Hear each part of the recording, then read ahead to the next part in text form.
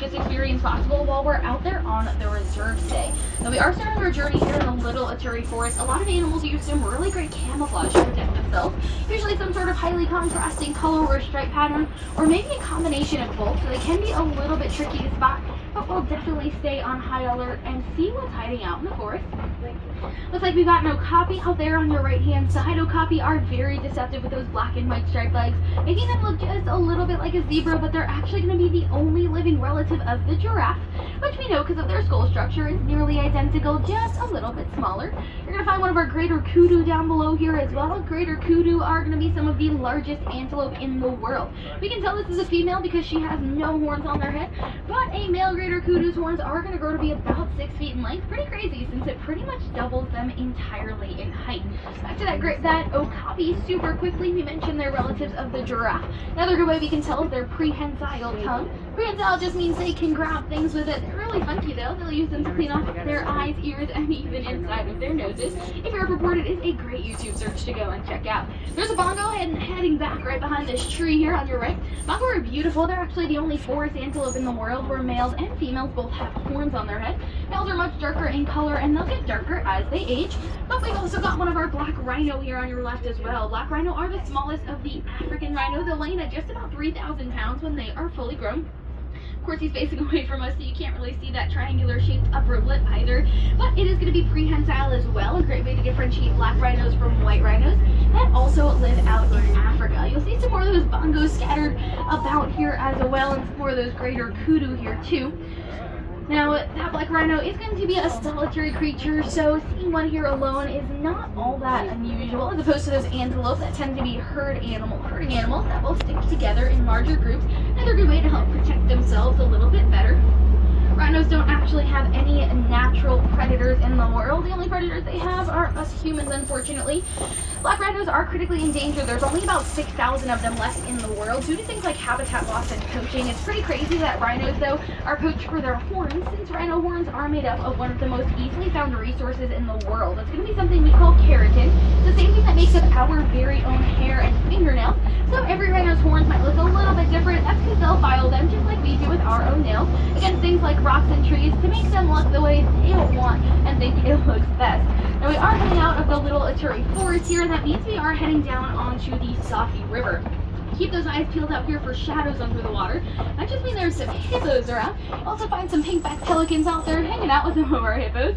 Hippos can hold their breath for about 8 minutes at a time. Even when they're sleeping, they've got a reflex to bring them up to the surface of the water for air. And those pink-backed pelicans are actually some of the smallest types of pelicans in the world. Their wingspan's still going to run about 7 feet wide. It's about as wide as the canopy here above our heads, so they are pretty large, even for some smaller birds. And of course, they're named for the pink feature on their back, getting more prominent with their mating season. You'll find our bloat of hippos out here on that left-hand side. That's what we call a group of hippos like this, a bloat. Hippos do spend most of their time throughout the day in the water to keep themselves cool, but they're actually not very good swimmers. That's because they have such a high percentage of muscle and such a low percentage of body fat that they actually don't have the buoyancy to float or swim. They're going to sink to the bottom where they'll stand, walk, or even hop along the river floor to help them move along just a little bit faster out there. Hippos are the third largest mammal in the world. Land mammal in the world, at least. Your African elephants are number 1, followed by your white rhino, which is number 2, and then your Nile hippopotamuses. Our hippos do have some pretty cool ways they help to communicate with each other, like a wheeze honk. Sounds just like that, but each individual hippo's wheeze honk is just as unique to them as our voices are to ourselves. Now make sure to hold on tight over this bridge. It's getting bumpy and we're out in crocodile territory. Down below here on your left-hand side, you are going to find some crocodiles. Those crocs are going to grow to be as long as a giraffe is tall, and they're going to have a bite force that's strong enough for them to crush bones. But despite being top predators out here, those crocs are actually going to be really great parents. They're going to roll their eggs around in their mouths to help them hatch, and once their young hatch from those eggs, they'll carry their young around in their mouths just the same. This helps to give them a really important way to help protect themselves from any other predators they might find lurking out and around some of those murky waters. As we slowly head around this turn, we are going to see quite a bit of our tree foliage clearing up ahead. This is going to be a really great indicator that we're about to head out onto the savanna. Now our savanna here is going to be home to some of our most popular animals, like your giraffes, maybe elephants, and even some big cats. So we're going to work our way down there and see who we can find. In the meantime, though, our savannas are very delicate ecosystems. There's a lot of really important animals living out here that are going to help to make sure things are moving along smoothly. Like your giraffes, for example, they are, of course, the tallest animals in the world, and that gives them a very important job to help keep our trees healthy. By reaching up and eating the leaves on the bottom side of a tree, they're going to help to maintain our trees' life cycles, providing food, shade, water, and even shelter to almost all of the other slightly shorter but just as cool animals that might just be hanging out around here. There are some other animals that work together here as well, a lot of our grazing animals, like your wildebeest and your zebras, for example. Zebras actually have a different digestive system than most of your other grazers will, so zebras can come through, eat these very tall, hardy grasses that are a little bit more difficult to digest, make them nice and short and soft for things like your wildebeest to come through after, finish the job, making our lawns looking super nice and pretty out here on the reserve as well. Doesn't look like we've got some Ankole cattle up ahead, but coming at a closer look at them here in just a moment. Doesn't look like we have one of our spotted hyena down below, just in that watering hole there. We'll try and get a closer look at her here up ahead. Spotted hyena are very unique. Now, despite popular belief, they're actually not going to be scavengers. Hyenas will be just as good at hunting as any of your other predators will. In fact, they're more successful in their hunts than things like your lions will be. Now, our hyenas have that bad reputation due to their ability to chew and digest bone, which is actually really important to helping prevent diseases in a lot of the animals that they might actually be hunting, because they can eat them without actually getting sick themselves. We are coming past some of our Ankole or Watusi cattle here as well. They're named after the Watusi tribe that originally domesticated them. These giant horns on their head are going to grow to be about 6 feet in length. Pretty crazy, since they're not very heavy though, almost entirely hollow with a honeycomb structure inside of them that's there to help them keep cool. Doesn't look like there's a little bit of traffic here up ahead, probably an animal blocking the road. Not necessarily a bad thing. We're in a more shaded area here as well. So we'll hang out, a nice view of these cattle here on your left, and hopefully we'll get going here in just a moment. Now, our Ankole cattle, you might notice they're going to have a hanging flap on the bottom side of their necks. It's going to be something we call a dewlap. It's a really great way they're going to help to release some extra heat here as well. There are other animals with dewlaps as well. We'll definitely point them out if we happen to see them. Some might be more, some might be less noticeable. And our Ankole cattle are actually considered to be a sign of wealth in Africa. So typically your leaders and rulers will own them, and the more cattle you have, the more wealthy you're actually believed to be. Luckily, we didn't get stuck out here for too long as those animals worked their way out of the road. We're going to slowly work our way past some of these termite mounds here as well, though. They're going to be these very weird kind of mountain-looking structures made up primarily of termite spit and dung. They can be as hard as cement when they're dry, used by larger animals like giraffes and elephants as a scratching post. And as they're broken down, they'll be used by some of those smaller animals like wildebeest or other antelope as a really great perch or a lookout to keep an eye on some of their predators. Now, these termite mounds are, of course, home to termites as well. It's basically a giant anthill but above ground. They have a huge tunnel-like system that they live and travel through, and they even can actually help to grow mushrooms to help provide a food source for themselves. They create little holes right at the surface of the ground where that termite mound meets the ground. They'll dig out down below, and that means it creates a dark and wet place for things like mushrooms and other fungi to grow that they can create as their own food source for themselves. Now, we are slowly heading around. Some of our wildebeest are here up ahead as well. They're going to be the most densely populated mammal in the world besides humans. They're going to migrate annually to follow the rain in herds of up to about 1.5 million wildebeest. Now, I'm not quite too sure how they count to that high, but I do know wildebeest can follow the rain because they've actually got sensors that sit in the bottom of their hooves. This is going to help them to detect vibrations from rainfall and thunderstorms from over 10 miles away. And not only do those wildebeest have one of the largest migrations in sheer size, they also have a pretty long one. They'll travel over 1,000 miles every single year. That's just about from here to Canada, so they do put quite a bit of miles out on those hooves of theirs. But their migrations are actually so large you can even see them from space. Wildebeest migrations have been known to kick up enough dust where those dust clouds can fill the atmosphere and even be seen on satellite pictures of the Earth. That does look like we are slowly heading around up towards our Maasai giraffe here. We'll catch a closer look at them in just a moment. They are, of course, the tallest animals in the world. You see them off by those trees there in the distance. They'll stand about 16 to 20 feet tall when they are fully grown. They're even going to be born standing at about 6 feet tall. And what this super long necks our giraffes are known so well for, they're actually only going to have 7 vertebrae or bones in their necks. It really doesn't sound like a lot because it isn't. It's actually the same number of vertebrae us humans have. Theirs are just a little bit larger than ours, of course. If you notice those 2 little things sticking up in between their ears as well, these are going to be something we call ossicones. They're not actually any type of horn or antler, they're just bony protrusions sticking up off of their skulls. It's a great way to tell our giraffe and okapi are related, since they're the only 2 animals in the whole entire world that are going to have them. You might also be able to get a good peek at those cool prehensile tongues of theirs. They're actually going to grow to be about 18 to 20 inches in length, with a purple or bluish hue that's believed to help protect their tongues from getting sunburnt.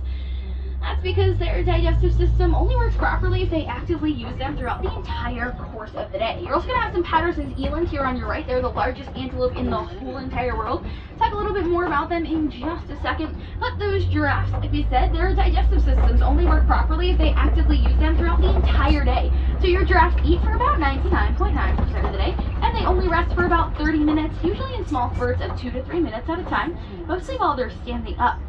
Those Patterson's eland, the largest antelope in the world, they'll stand about 6 feet tall at the shoulder. They're going to be able to jump 8 feet straight up in the air at a moment's notice, which is really crazy since they can weigh in at over 2,000 pounds when they are fully grown. Although they are significantly smaller than things like the African elephant you might have spotted out there on that right, we're going to head around and try and get a little bit of a closer look at him here.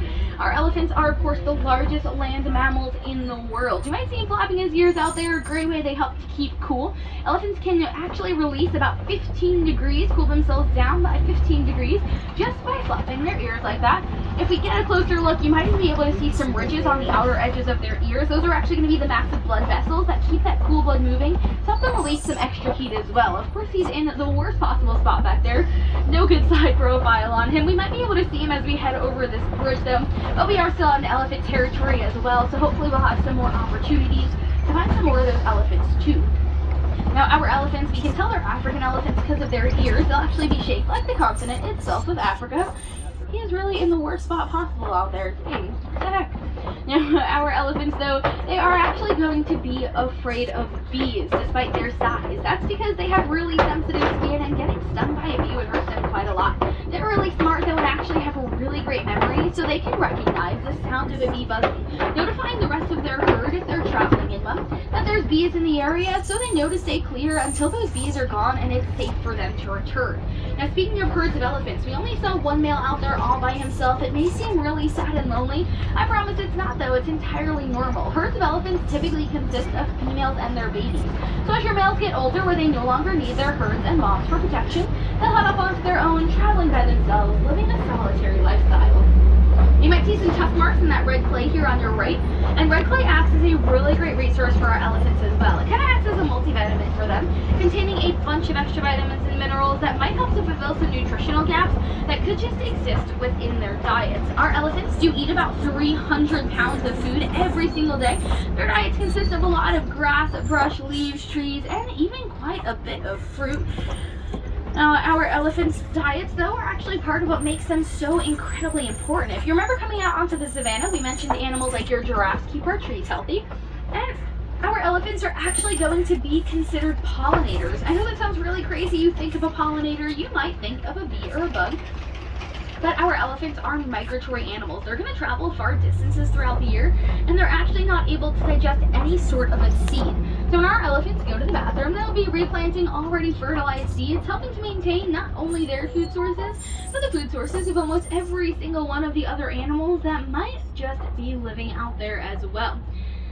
Now, our elephants are going to have those really incredible prehensile trunks of theirs. Those trunks are actually going to have over 100,000 muscles in just one single elephant trunk, which is really incredible since it's over 100 times the amount of muscles us humans have in our entire bodies.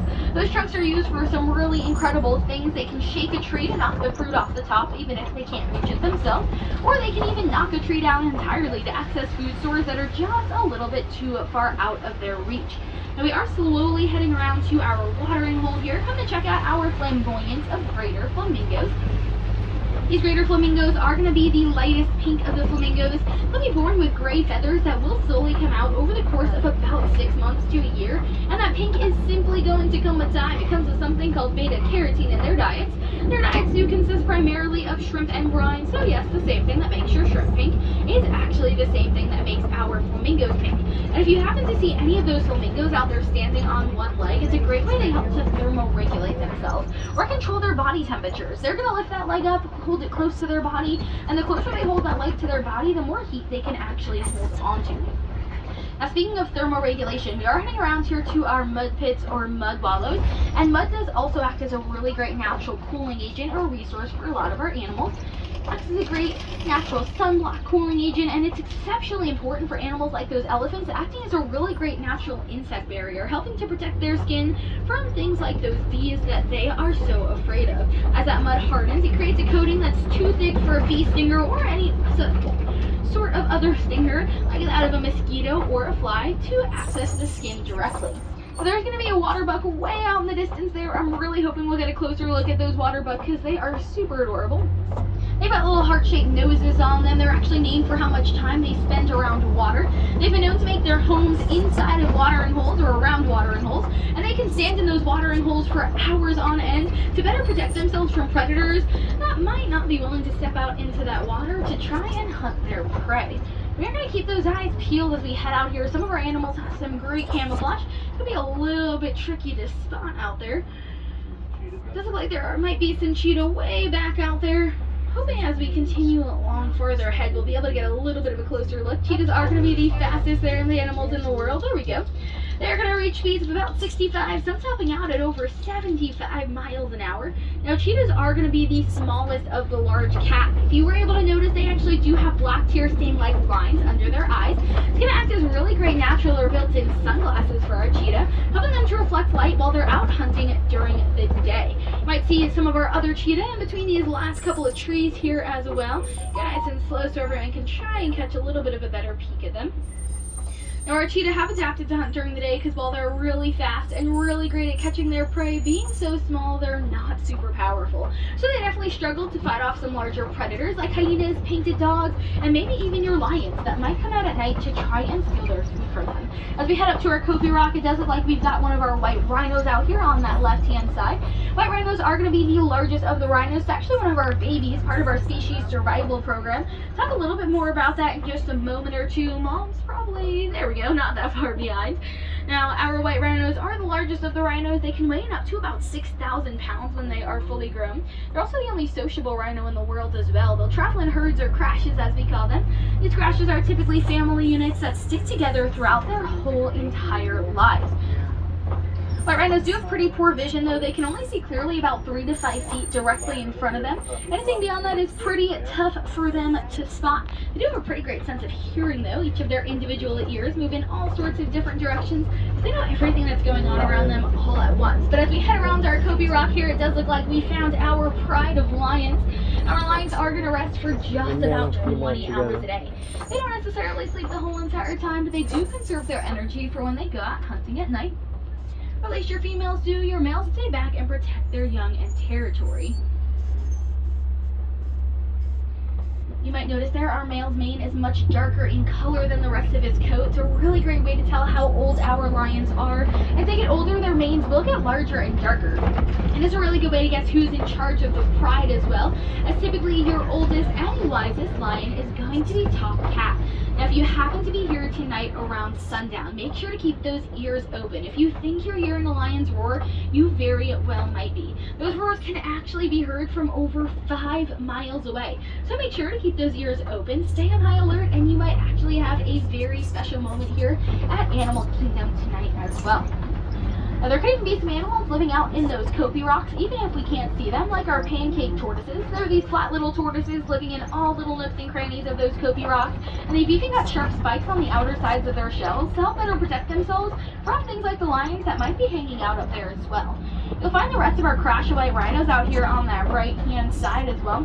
Now, they are going to be named after a mispronunciation of the Afrikaans word "white," meaning wise, to describe and differentiate the mouths of those black rhinos from that of those white rhinos as well. catch one slightly closer look at those water bucks here as well. Looks like one of the kids was having some fun trying to chase them as well.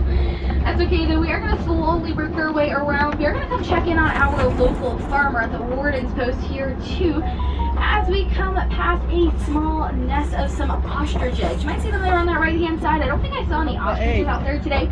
That's okay though, those ostrich eggs are really, really cool. They're actually the largest egg of not only any bird, but any animal in the world. They're gonna weigh them in at about 3 to 4 pounds each, and they are incredibly strong. So strong, in fact, that a human adult can actually stand on them without them breaking. They can easily withstand weights of well over 200 pounds without even producing one single crack. Now we are heading around to one of our final stops today of our journey, checking in on our local farmer and his Nigerian dwarf goats. In return for their protection, they are going to provide things like milk and cheese to the farmer and the villagers. But they're also just super adorable, and who wouldn't want to have these little guys as a pet? You might notice they're really big pot bellies, which is super important to housing their 4 stomachs.